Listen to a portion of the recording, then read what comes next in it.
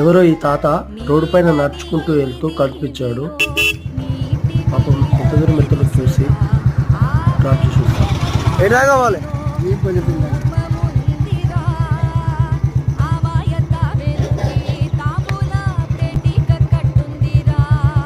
ఆడివే మలుపుకొని వచ్చినా నీ గురించే